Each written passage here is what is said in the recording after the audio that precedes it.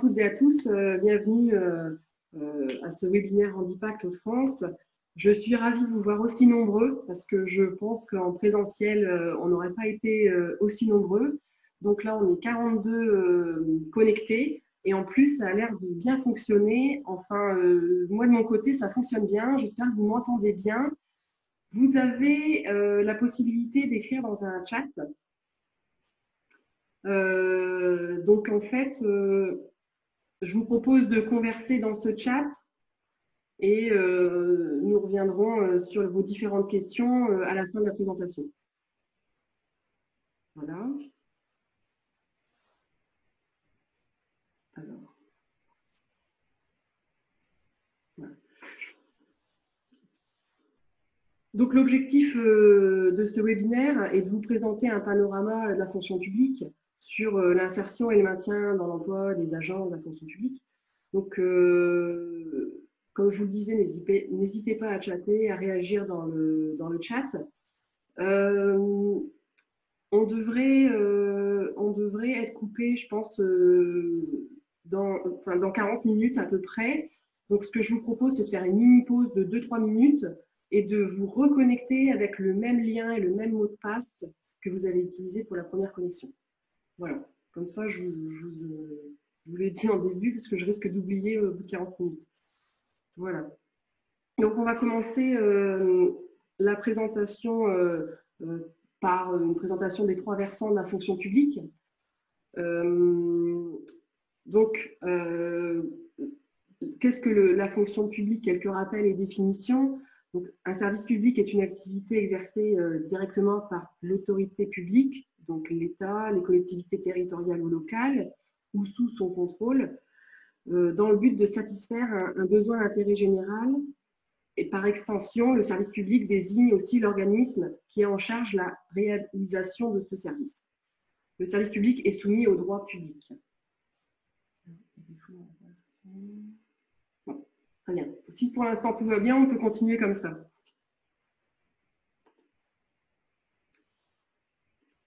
Voilà. Voilà. Donc les 3 versants de la fonction publique sont la fonction publique d'État, qui regroupe les services centraux des ministères, mais aussi les services de l'État au niveau de la région et du département. La fonction publique territoriale, qui regroupe les collectivités territoriales, c'est sûrement avec cette fonction publique-là que vous travaillez le plus certainement. La fonction publique hospitalière, qui regroupe toutes les personnes travaillant dans les hôpitaux publics ainsi que certains services de santé publics. Donc, le deuxième point de notre présentation va porter sur les typologies de métiers. Donc, les fonctionnaires appartiennent à des corps qui comprennent un ou plusieurs grades et sont classés selon leur niveau de recrutement en catégories. On va y revenir juste après. Les corps regroupent des fonctionnaires soumis au même statut particulier et ayant vocation au même grade. Ils sont répartis en 3 catégories, désignées dans l'ordre hiérarchique décroissant par les lettres A, B et C. Et les statuts particuliers fixent le classement de chaque corps dans l'une de ces catégories. Le grade, lui, permet à son titulaire d'occuper un certain nombre d'emplois. Lorsqu'il y a plusieurs grades, ils sont hiérarchiques.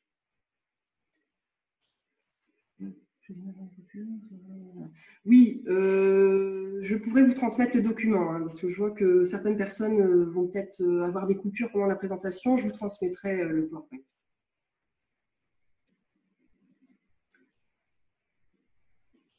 Voilà, donc pour revenir sur les catégories, la catégorie A regroupe tous les agents qui ont un bac plus 3 minimum.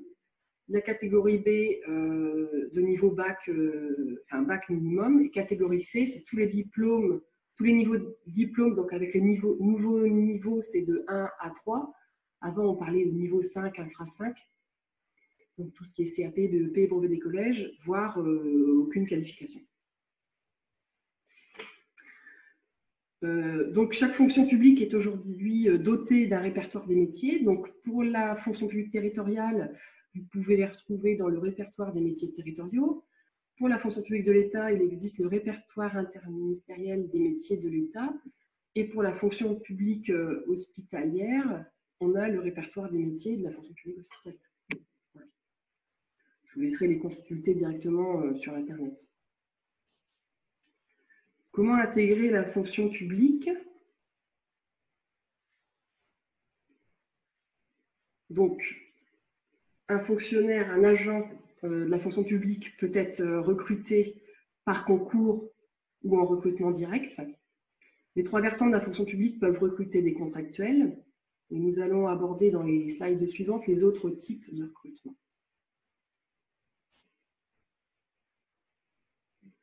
Donc, concernant les modalités de recrutement par concours. Donc, pour devenir fonctionnaire, il faut être français ou européen. Cependant, certains emplois sont accessibles par concours à tout candidat, quelle que soit sa nationalité, comme par exemple professeur de l'enseignement supérieur ou médecin des établissements hospitaliers. Pour être contractuel, aucune condition de nationalité n'est exigée pour être recruté. Il suffit d'être titulaire d'un titre de séjour autorisant à travailler en France. Pour être fonctionnaire ou agent contractuel, il faut jouir de ses droits civiques et électoraux en France ou dans son pays d'origine et n'avoir fait l'objet d'aucune condamnation inscrite au bulletin numéro 2 du casier judiciaire qui soit incompatible avec les fonctions exercées. Pour les candidats de nationalité française, ils doivent justifier leur recensement militaire et leur participation à la journée de défense et citoyenneté, l'ancienne JAPD. Et pour les citoyens d'un autre pays de l'espace économique européen ou de la Suisse, ils doivent être en situation régulière au regard des obligations de leur pays d'origine. Et tout fonctionnaire ou agent non titulaire doit être physiquement apte à exercer leurs fonctions. Cette aptitude est vérifiée au cours d'un examen médical par un médecin. C'est pour vraiment revenir au début du comment est recruté un agent. Ensuite, on a les recrutements directs, parce que dans certains cas, un fonctionnaire peut être recruté sans concours. Dans certains corps de catégorie C, si le statut particulier le prévoit, comme par exemple des adjoints administratifs, si c'est une personne en situation de handicap, mais aussi par la voie du pacte, du parcours d'accès aux carrières de la fonction publique, et aussi sur les emplois réservés.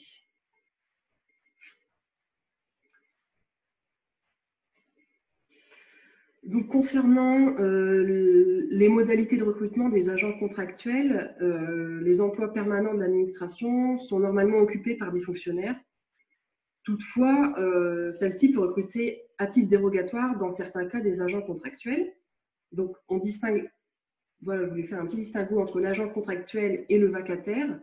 Donc, si l'activité confiée à la personne recrutée présente une certaine continuité dans le temps et qu'il existe dans l'exercice de cette activité un lien de subordination à l'autorité administrative, alors on parlera d'agent public contractuel.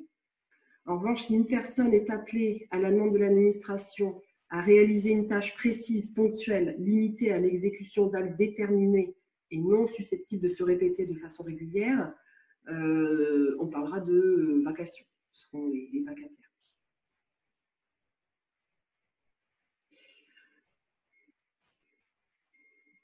Donc, on a différents cas de recrutement par la voie contractuelle. Donc, lorsqu'il n'y a pas de fonctionnaire pour les fonctions recherchées, l'établissement peut recruter par la voie contractuelle, mais aussi pour un remplacement, lors d'un accroissement d'activité, pour un emploi non complet inférieur à un mi-temps, dans le cadre du pacte, parcours d'accès carrière territoriale, ou pour un poste d'enseignant-chercheur. Pour des emplois spécifiques, il s'agit par exemple des emplois de certains établissements publics, par exemple les centres des monuments nationaux, la Bibliothèque nationale de France, ou de certaines institutions administratives spécialisées comme la CNIL, le Défenseur des droits. En raison des particularités de leur mission, ces organismes peuvent recruter des agents contractuels. Les emplois de professeurs hospitalo-universitaires, d'ouvriers de l'État, de personnel navigant civil, d'assistants d'éducation peuvent également être occupés par des contractuels.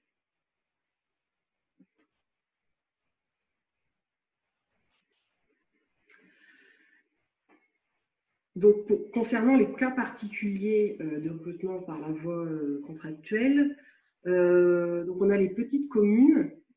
Donc, en fait, ce sont une commune de moins de 1000 habitants ou un regroupement de communes dont la population moyenne est inférieure à 1000 habitants peut recruter un agent contractuel, par exemple un agent de secrétaire, enfin une secrétaire de mairie, ou bien tout emploi dont la durée de travail est inférieure à un mi-temps.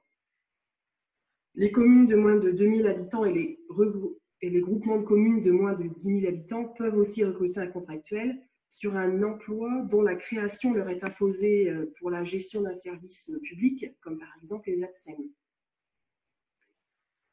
Ensuite, concernant les emplois de direction, donc pour certains emplois de direction, par exemple les directeurs généraux des services, directeurs des services techniques, le recrutement contractuel est possible en CDD ou en CDI.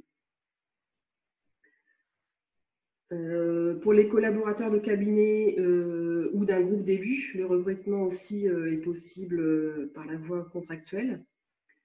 La durée, en revanche, du contrat ne peut pas dépasser la fin du mandat électoral de l'autorité territoriale. Et puis, dans le cadre de la fonction publique hospitalière, ce sont les directeurs d'établissement qui peuvent être contractuels également.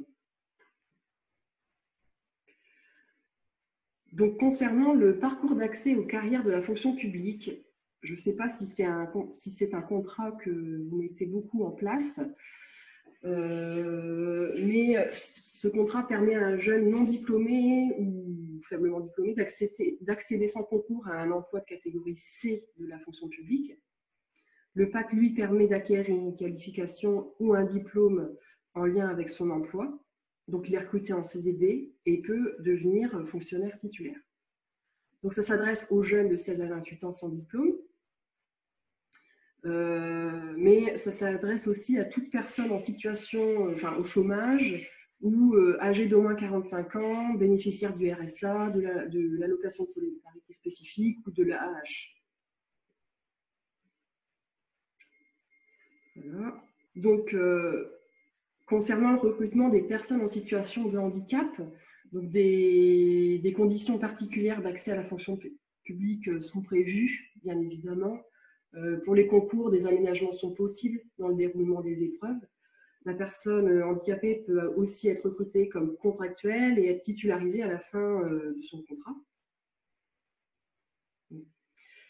Donc, qui sont les bénéficiaires? Donc, les travailleurs reconnus handicapés par la CDAVH, les victimes d'accidents du travail ou de maladies professionnelles ayant entraîné une incapacité permanente d'au moins 10% et titulaires d'une rente, les titulaires d'une pension d'invalidité dont la capacité de travail est réduite des 2/3 au moins, les titulaires d'une pension militaire d'invalidité, les sapeurs-pompiers volontaires victimes d'un accident ou atteints d'une maladie contractée en service, les victimes d'un acte de terrorisme,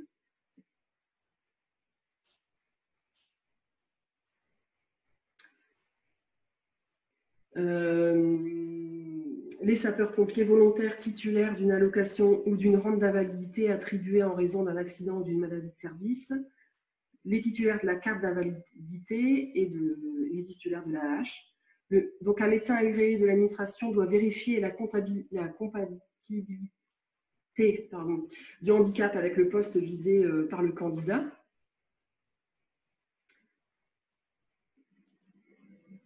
Donc, ensuite, je reviendrai sur les questions en fin de présentation s'il n'y a pas eu la réponse entre-temps.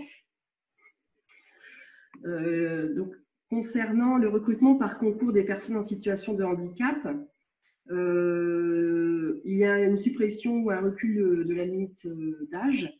Donc, le candidat en situation de handicap peut se présenter au concours d'accès à la fonction publique, quel que soit son âge. Les limites d'âge fixées pour certains concours ne s'appliquent pas dans ce cas. Concernant les aménagements d'épreuves, le candidat peut demander un aménagement des épreuves lors de son inscription au concours. enjoignant un certificat médical précisant les aménagements souhaités. L'aménagement est accordé sur décision du jury du concours. Les aménagements peuvent porter sur la durée du concours, le déroulement de l'épreuve pour les adapter aux moyens physiques du candidat. Il peut aussi bénéficier d'une aide humaine ou technique. Le candidat doit disposer aussi d'un temps de repos suffisant entre deux épreuves et l'administration, si elle est prévenue à l'avance de la participation d'un candidat en situation de handicap, doit assurer l'accessibilité des salles d'examen.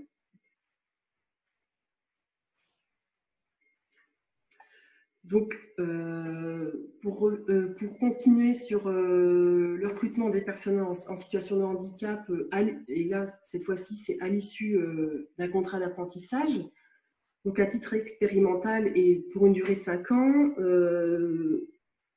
et à compter de la loi du 6 août 2019, les apprentis bénéficiaires de l'obligation d'emploi peuvent être titularisés à l'issue d'un contrat d'apprentissage.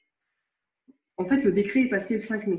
Donc, je ne l'ai pas précisé là dans cette slide. Donc, depuis l'apparition du 5 mai, et donc jusqu'au 6 août 2024, je crois, les apprentis en situation de handicap peuvent être titularisés directement suite à leur apprentissage. Bon, bien entendu, cette titularisation est conditionnée à la vérification de l'aptitude professionnelle de l'agent. Une commission de titularisation se prononce au vu du parcours professionnel de l'agent et après un entretien avec celui-ci. Voilà, il faut quand même que le candidat respecte, soit en mesure de respecter les critères du poste. Il faut aussi qu'il le veuille. Voilà, c'est juste pour faciliter l'intégration. C'est surtout pour faciliter l'intégration. Donc, le quatrième point de notre présentation concerne le repérage des postes vacants dans la fonction publique. Donc, il existe différents sites que vous connaissez sûrement, enfin, vous en connaissez sûrement certains. Donc, il y a les sites d'offres d'emploi sur le web, emploipublic.fr, qui centralisent les offres d'emploi des 3 fonctions publiques. Et ensuite, on a aussi des sites en fonction du versant de la fonction publique. Donc, pour la fonction publique de l'État, on a le site SCORE, le site des concours et recrutement de l'État. On a aussi le site La Place de l'emploi public. Et je vous invite aussi à aller sur les sites des différents ministères où peuvent être publiées certaines offres. Pour l'apprentissage et les stages dans la fonction publique, on a le site La Place de l'apprentissage et des stages. Donc, pour la fonction publique territoriale, on a le site du CNFPT, le site de la Fédération nationale des CDG, le portail de l'emploi territorial, les sites de certaines collectivités territoriales aussi, la Gazette des communes. Pour la fonction publique hospitalière, il y a le site du ministère de la Santé, les sites des agences sanitaires, la Fédération hospitalière de France, l'Association des directeurs d'hôpital et la Gazette Santé sociale. Donc, pour les institutions de l'Union européenne, il y a l'Office européen de sélection du personnel. Pour la presse spécialisée aux professionnels, la Gazette des communes.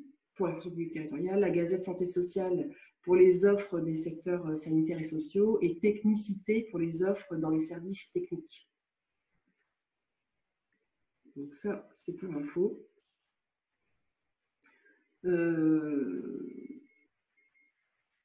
L'accès aux postes vacants, donc les centres de gestion de la fonction publique territoriale.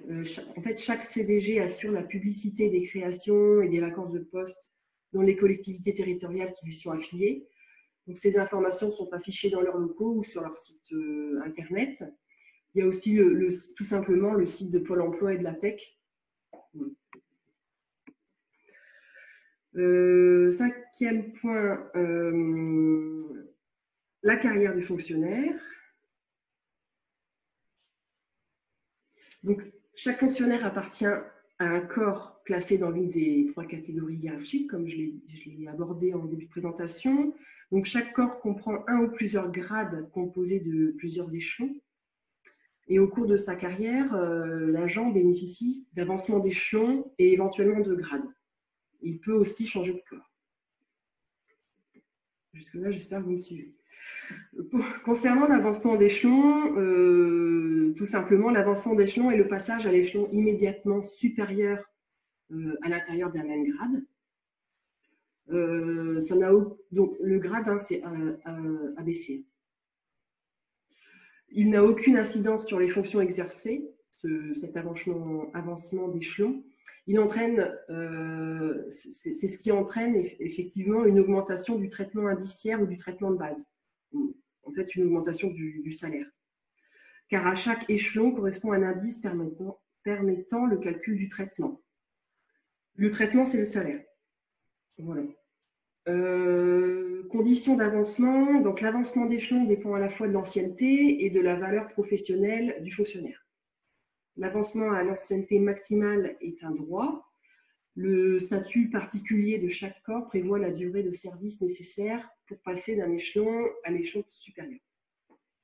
Les passages d'échelon varient en fonction des corps. Donc, le changement de corps s'accompagne généralement d'un changement de catégorie hiérarchique. Le changement de corps par le biais du concours peut se faire au sein de la même fonction publique ou dans une autre fonction publique. Et un fonctionnaire peut se présenter au concours de son choix dès lors qu'il remplit les conditions exigées pour candidater, c'est-à-dire les conditions de niveau de diplôme, d'ancienneté dans la fonction publique, etc.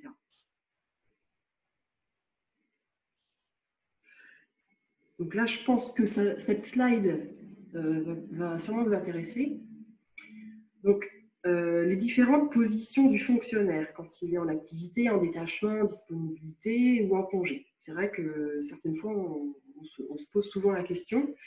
Donc, l'activité et la position du fonctionnaire qui, titulaire d'un grade, exerce effectivement les fonctions de l'un des emplois correspondant à ce grade. Donc, la mise à disposition et la situation du fonctionnaire qui demeure dans son corps d'origine est réputé occuper son emploi, continue à percevoir la rémunération, sa rémunération correspondante, mais qui effectue son service dans une autre administration que la sienne. Il est mis à disposition. Donc, il est toujours payé par l'administration d'origine, mais il travaille dans une administration d'accueil. La mise à disposition peut être faite au profit d'une administration de l'État, d'un établissement public administratif de l'État, d'une organisation internationale ou intergouvernementale, d'un organisme d'intérêt général public ou privé, d'une organisation à caractère associatif qui assure une mission d'intérêt général. Donc, les conditions de la mise à disposition doivent remplir certains critères. Donc, il faut avoir l'accord du fonctionnaire déjà. Il faut avoir une nécessité de service, un arrêté du ministre dont relève l'agent. La durée de la mise à disposition est de 3 années maximum, mais elle est renouvelable en fonction. À la fin de la mise à disposition, si l'agent ne peut être affecté dans ses fonctions antérieures, il est placé dans l'un des emplois correspondant à son grade. La mise à disposition peut prendre fin à la demande du fonctionnaire ou bien de l'organisme d'accueil ou du ministère gestionnaire avant la fin des 3 ans ou avant la fin de ce qui était convenu au départ. Donc, ça, c'était la mise à disposition. Dans ce cas-là, le fonctionnaire, l'agent est en position d'activité. Ensuite, on a le détachement. Donc, le détachement, c'est la position du fonctionnaire qui est placé hors de son corps d'origine et qui continue à bénéficier dans ce corps de ses droits et d'avancement à la retraite. Donc, en fait, le détachement est généralement prononcé par arrêté du ministre sur demande de l'intéressé, enfin sur demande de l'agent. Il est de plein droit pour exercer des fonctions de membre du gouvernement, par exemple, ou pour accueillir un mandat local,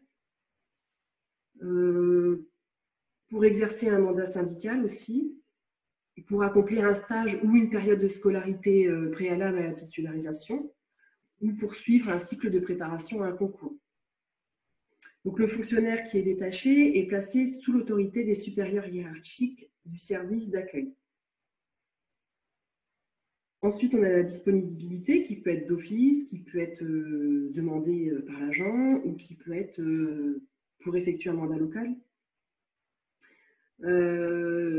Donc, la disponibilité est la situation de l'agent qui se trouve placé temporairement hors de son administration ou service d'origine et qui cesse de bénéficier, durant cette période, de sa rémunération et de ses droits à l'avancement et à la retraite. Donc, pour la disponibilité d'office pour raison de santé, par exemple, la disponibilité d'office pour raison de santé, le fonctionnaire peut être placé donc en disponibilité d'office après avis du comité médical ou de la commission de réforme. Comité médical, commission de réforme, on y revient un peu plus loin. Et lorsqu'il a épuisé ses droits à congé de maladie ordinaire, de CLM, de CLD, et qu'il ne peut pas reprendre son activité en raison de son état de santé, ou lorsqu'il a été reconnu inapte aux fonctions correspondant à son grade, et que son administration ne peut pas immédiatement le replacer dans un autre emploi. Donc, il peut même être mis en disponibilité d'office pour raison de santé. Donc, la durée est de 1 an maximum, renouvelable 2 fois. Donc, à l'expiration d'une disponibilité d'office, le fonctionnaire, s'il n'a pas pu bénéficier de mesures de reclassement, est soit réintégré dans son administration, soit admis à la retraite, soit, s'il n'a pas de droit à la pension, il est licencié. Donc, à l'expiration d'une disponibilité sous réserve de nécessité de service, le fonctionnaire a droit à la réintégration sur l'une des 3 premières vacances dans son grade à l'expiration d'une disponibilité de droit. Le fonctionnaire est obligatoirement réintégré à la première vacance dans son grade. En fait, dès qu'il y a un poste disponible, il est réintégré. Le licenciement arrive normalement à la marge. Il y a beaucoup d'étapes avant. Ensuite, pour les positions de l'agent concernant congé maladie ordinaire, congé CLM, CLD et retraite anticipée pour invalidité. Concernant le congé maladie ordinaire qui est d'une durée de 12 mois, l'agent est en activité. Il est rémunéré à plein traitement les 90 premiers jours. Et ensuite, il est rémunéré en demi-traitement. Au bout des 12 mois maximum, l'agent passe devant... bon, en général, ça se fait quand même avant les 12 mois. Mais ils ont jusqu'à 1 an pour le passer devant un comité médical qui va juger de l'aptitude au travail et sur quel type de reprise. L'administration peut demander l'inaptitude au poste. Après, pour basculer en CLM, il faut que la pathologie de l'agent rentre dans une liste de longues maladies qui est consultable sur Internet. Donc, l'agent est dans cette position, il peut bénéficier d'un reclassement. S'il est placé en disponibilité d'office, il ne peut plus bénéficier de formation de reclassement parce qu'il ne sera plus en position d'activité. En CLM, congé longue maladie, donc c'est jusqu'à 3 ans. Il y a un tableau qui résume les durées et les traitements pour CLM, CLD et congé maladie ordinaire un peu plus loin. À l'issue, si toujours, donc en congé longue maladie, donc c'est jusqu'à 3 ans, si à l'issue l'agent est toujours en longue maladie, il peut basculer sur la longue durée qui dure un peu plus longtemps. Sinon en disponibilité d'office, mais il sera à 50% du traitement indiciaire brut. ou bien classement inapte au poste. Il pourrait être classé inapte au poste. Donc CLD, c'est 5 ans. Et la retraite anticipée pour invalidité, il faut avoir été reconnu inapte sur tout poste de la fonction publique.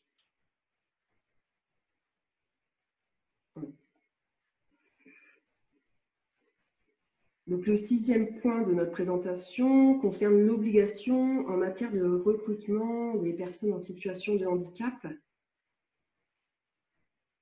Donc, qu'est-ce que l'obligation légale d'emploi? Donc, en fait, la loi du 10 juillet 1987 en faveur de l'emploi des travailleurs handicapés a fixé à tout employeur public d'au moins 20 agents une obligation d'emploi de personnes handicapées égale à 6% de son effectif total. Dans la fonction publique, c'est depuis 1987. Donc, chaque personne compte pour une unité bénéficiaire, quel que soit son contrat, qu'il soit en CDI, en CDD. Pour les employeurs du secteur public, chaque personne en situation de handicap embauchée ou maintenue dans l'emploi compte pour une unité si elle a été présente à la date précise du 1er janvier de l'année écoulée. Donc, les agents dont le contrat de travail ouvre droit à une aide de l'État, donc les contrats d'apprentissage, les contrats uniques d'insertion, peuvent être comptés dans le nombre de BOE, mais ils ne sont pas comptés dans les effectifs. Et la dernière condition, donc, faut qu'il soit, comme j'ai dit tout à l'heure, il faut qu'il soit présent dans les effectifs à la date précise du 1er janvier de l'année écoulée et qu'il, sur une période consécutive d'au moins 6 mois durant l'année précédente.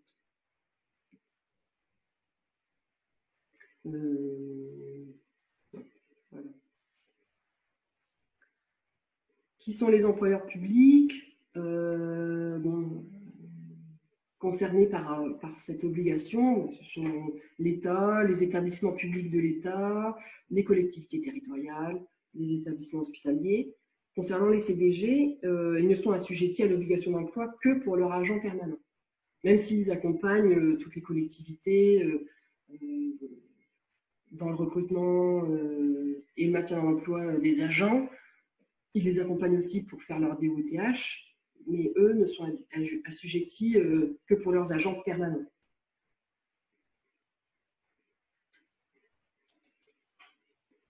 Donc, les bénéficiaires de l'obligation d'emploi, c'est ceux que j'ai cités déjà tout à l'heure. Je ne vais pas vous les reciter.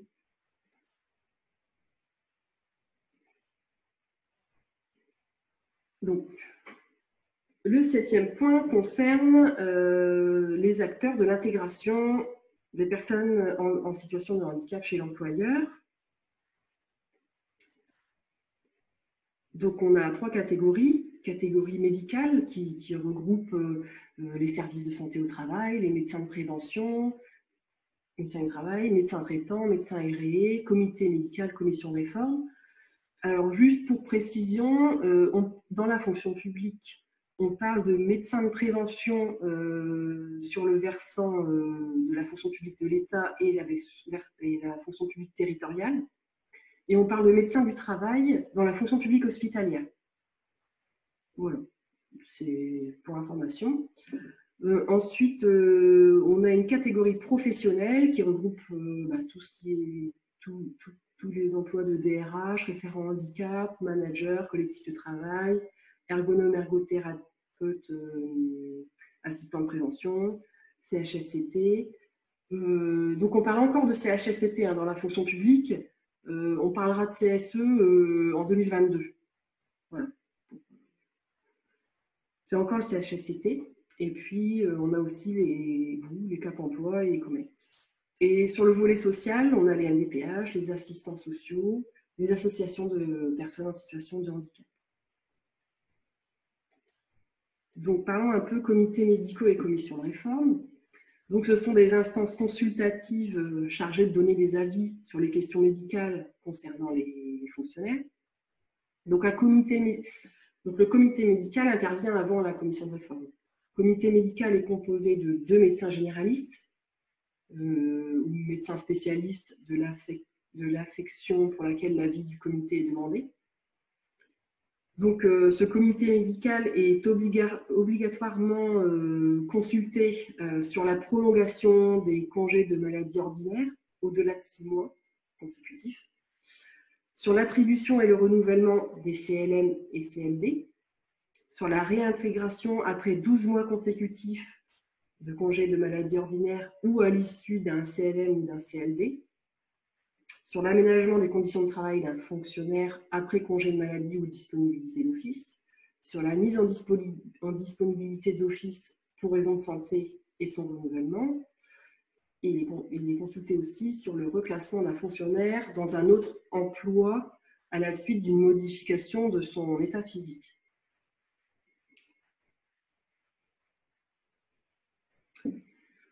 Ensuite, la commission de réforme, qui elle est composée des membres du comité médical, mais aussi de représentants de l'administration auprès de laquelle elle est instituée, de représentants du personnel de la CAP, commission administrative et paritaire, dont relève le fonctionnaire, pour lequel l'avis de la commission est demandé.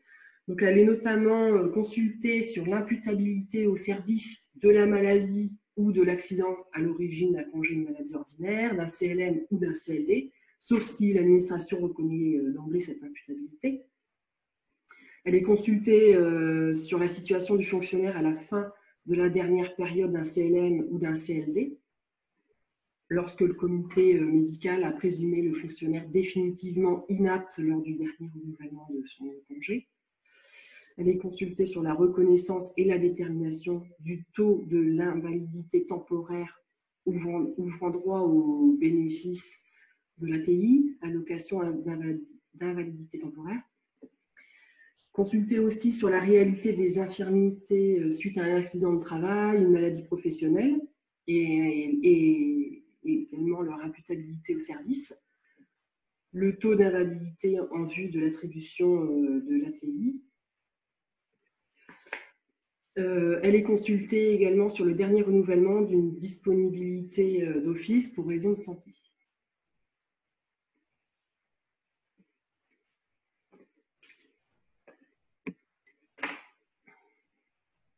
Ensuite, toujours sur le volet médical, donc on a deux types de médecins qui collaborent. D'une part, ceux en charge d'évaluer les aptitudes, donc les médecins agréés, et d'autre part, ceux en charge du suivi médical et qui peuvent donner un avis sur l'adéquation du poste et de l'individu, les médecins de prévention du travail. Donc, le médecin agréé ne s'occupe que des fonctionnaires titulaires, puisqu'il doit contrôler l'aptitude médicale à la qualité de fonctionnaire. Et les médecins de prévention s'occupent de tous les autres types d'agents, contractuels, par exemple. Donc, le médecin agréé, bon, c'est ce que je viens de dire. Voilà.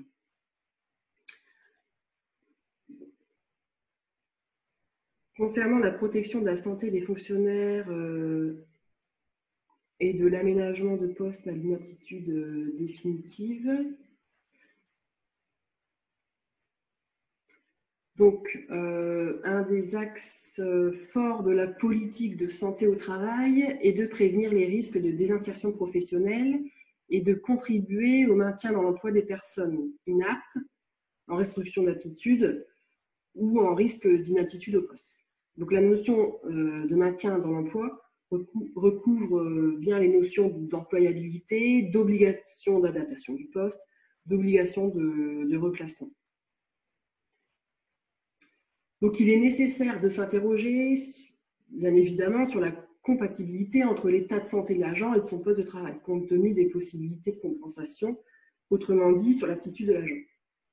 Enfin, c'est l'employeur qui doit s'interroger. Donc, elle est déterminée par le médecin du travail ou par le comité médical ou la commission de réforme. C'est ensuite à l'employeur d'assurer, dans la mesure de ses possibilités et selon un principe de proportionnalité, de la réponse de maintien dans l'emploi de l'agent. Donc, pour cela, il y a les aides du FIP, mais il y a aussi les dispositifs tels que les Cap emploi, Comet France, etc.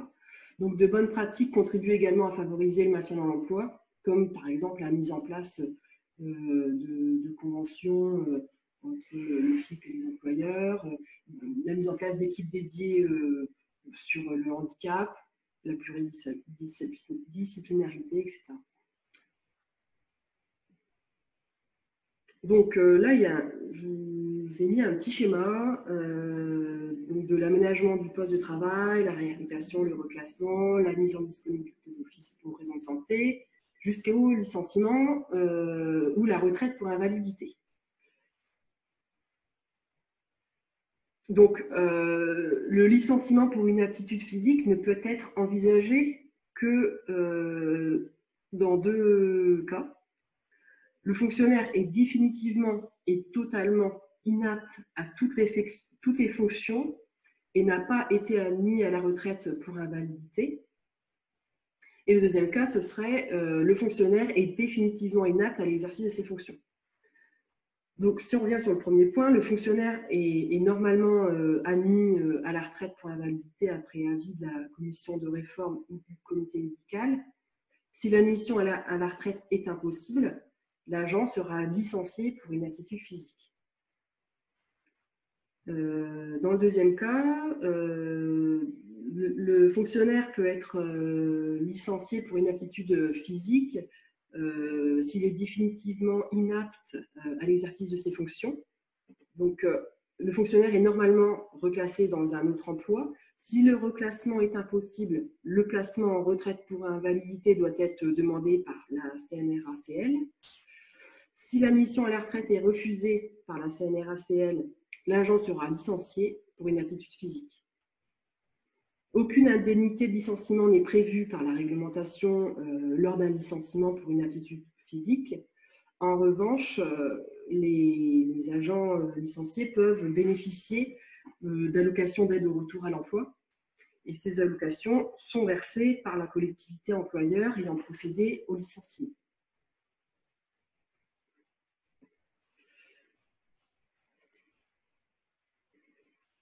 Alors, en cas d'inaptitude à la fonction, mais d'aptitude à une autre fonction, reconnue par le comité médical ou la commission de réforme, l'employeur est tenu de rechercher une solution de reclassement. Donc, le reclassement se fait dans un autre emploi du grade ou dans un emploi relevant d'un autre grade du corps. Donc, par voie de détachement ou de recrutement dans un autre corps. Le reclassement est possible dans une même catégorie ou inférieure. Le traitement indiciaire est maintenu, mais les avantages sont perdus. Donc, l'employeur est tenu de proposer un poste conforme au niveau de formation de l'agent. Celui-ci doit être compétent dans ses nouvelles fonctions pour ne pas risquer d'être licencié pour insuffisance professionnelle. Donc, le reclassement peut se faire dans toute collectivité territoriale, établissement public, en fonction du projet de l'agent. Il est impossible de mettre à la retraite ou de licencier un agent sans rechercher de reclassement, sauf en cas d'inaptitude totale et définitive à toute fonction. Donc voilà, avant le licenciement, il y a quand même plusieurs étapes à respecter pour éviter un licenciement ou une mise en retraite. Et ça peut arriver. La PPR, je pense que vous l'attendez aussi. Donc la période de préparation au reclassement.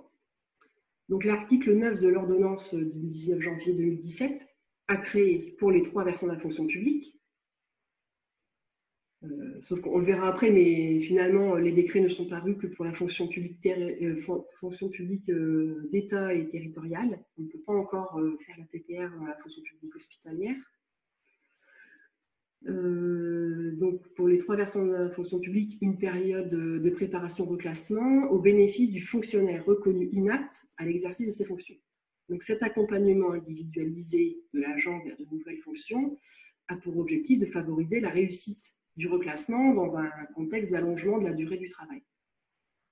En cas d'inaptitude à la fonction, mais d'aptitude à d'autres fonctions reconnues, l'employeur est tenu de rechercher une solution de reclassement. Donc, comment se déroule une PPR? L'employeur propose une PPR au fonctionnaire. Bien sûr, lorsque l'état de santé de ce dernier ne lui permet pas de remplir ses fonctions, mais lui permet néanmoins d'exercer une autre activité. La PPR dure maximum 1 an. Ça va très vite, 1 an.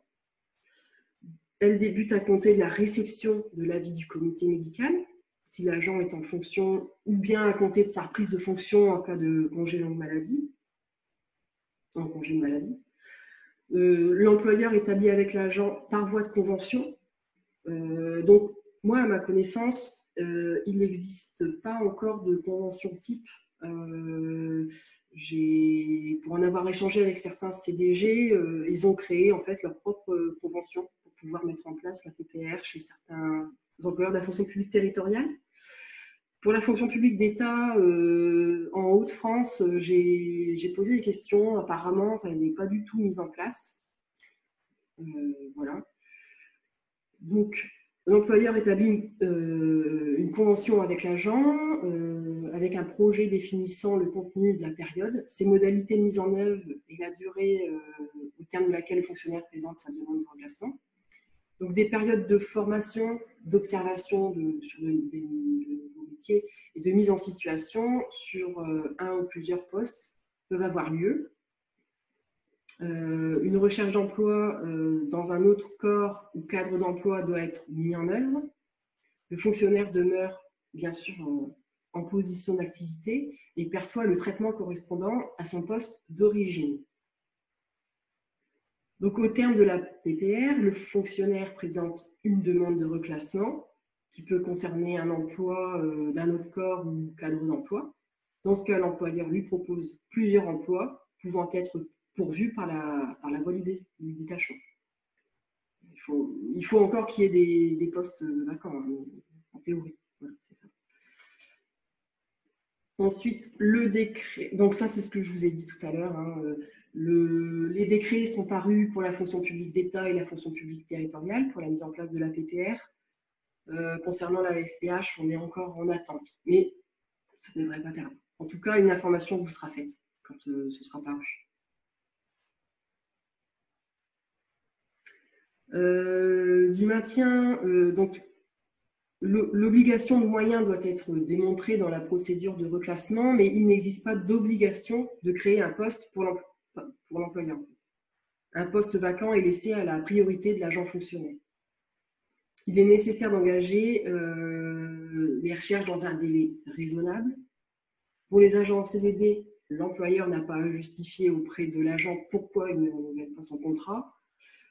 Cependant, en cas de contentieux, l'employeur doit prouver que le non-renouvellement est soit lié à une baisse d'activité, soit à une insuffisance professionnelle, mais en aucun cas à la santé de l'agent, sous peine d'être poursuivi pour discrimination. Donc, je suis contente parce que ça n'a toujours pas coupé. Vous êtes toujours 43 participants. Donc, parce qu'on a presque... Ouais. C'est la dernière slide. C'est la dernière slide et après, je passerai aux questions. Donc, voici le petit tableau dont je vous parlais, en fonction des types de congés, la durée et l'impact sur le traitement.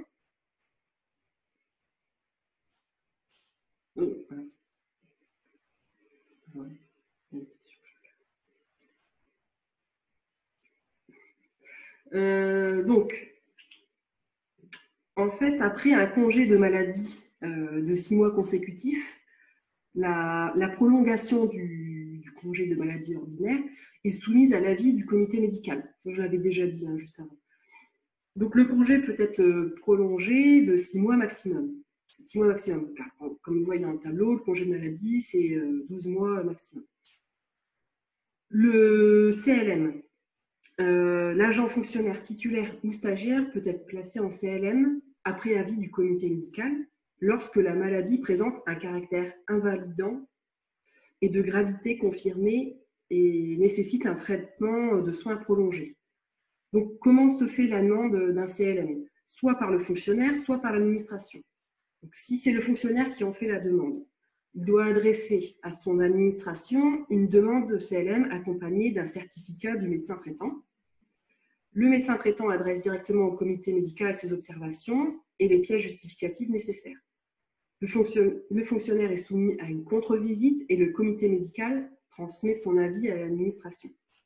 Si c'est l'administration qui demande un CLM pour un des agents, donc l'administration peut tout à fait proposer une mise en congé d'office si elle l'estime au vu d'une attestation médicale ou d'un rapport hiérarchique, ou que l'état de santé du fonctionnaire le justifie.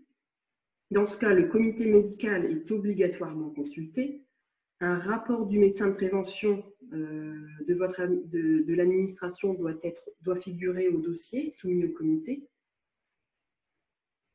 En revanche, le fonctionnaire ne peut pas refuser l'examen médical car ça peut constituer une faute disciplinaire. La durée du CLM, bon, de 3 ans maximum.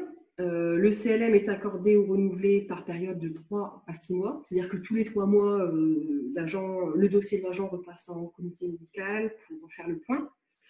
Il peut être accordé de manière fractionnée, c'est-à-dire par journée ou demi-journée, par exemple pour des personnes qui auraient besoin de faire des dialyses ou pour de la chimiothérapie, ça peut permettre le traitement médical périodique de certaines pathologies en fait.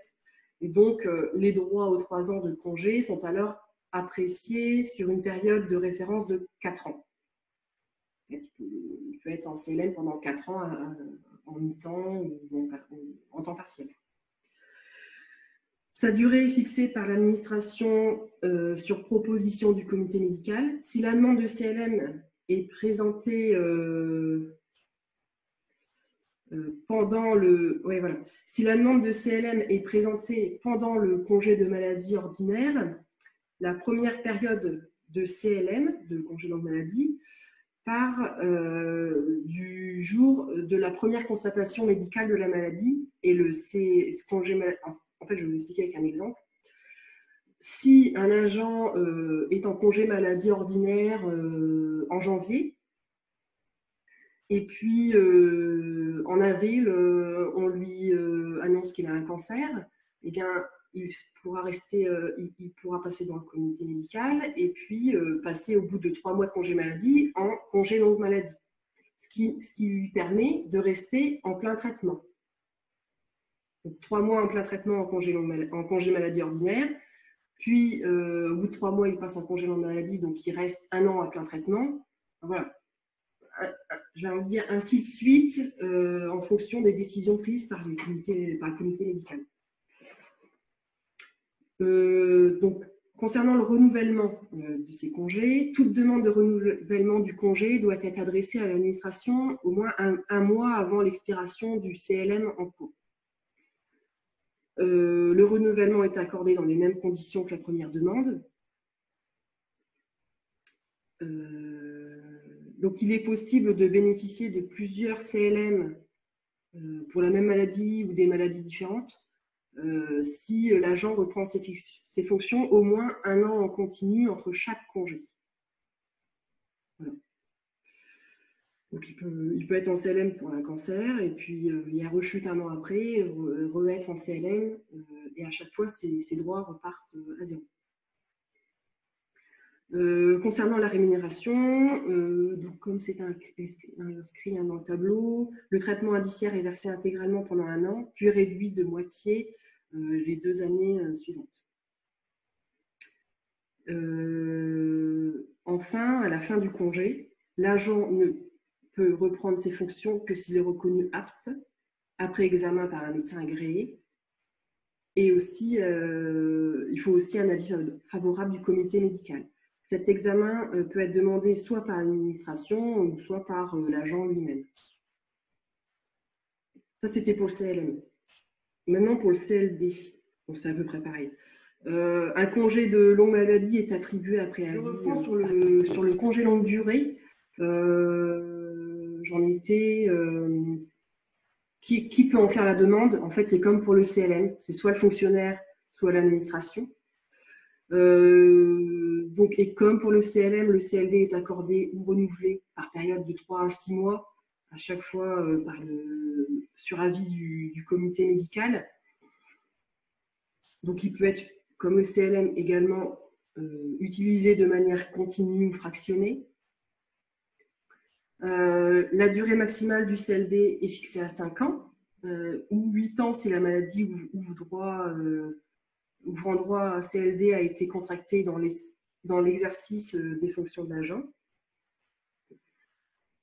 À savoir, au cours de sa carrière, l'agent ne peut pas obtenir plusieurs CLD relevant du même groupe de maladies. Pour le renouvellement, donc la demande de renouvellement doit être adressée à l'administration 1 mois avant l'expiration du CLD en cours. Donc comme pour le CLM, hein, le renouvellement est accordé dans les mêmes conditions que la première demande. Concernant la rémunération, comme dans le tableau, hein, c'est écrit, le traitement indiciaire est versé intégralement pendant 3 ans, puis réduit de moitié les 2 années suivantes. Concernant le CLD d'origine professionnelle, si la maladie ouvrant droit à CLD a été contractée dans l'exercice des fonctions de l'agent, le traitement indiciaire est versé intégralement pendant 5 ans, puis réduit de moitié les 3 années suivantes. Et enfin, l'agent ne peut reprendre ses fonctions que s'il est reconnu apte, après examen par un médecin agréé et avis favorable du comité médical. Cet examen peut être demandé soit par l'administration, soit par lui-même, comme pour le CLD. Voilà. Donc j'espère que ça vous a un peu plus éclairé sur différentes notions qui sont propres à la fonction publique.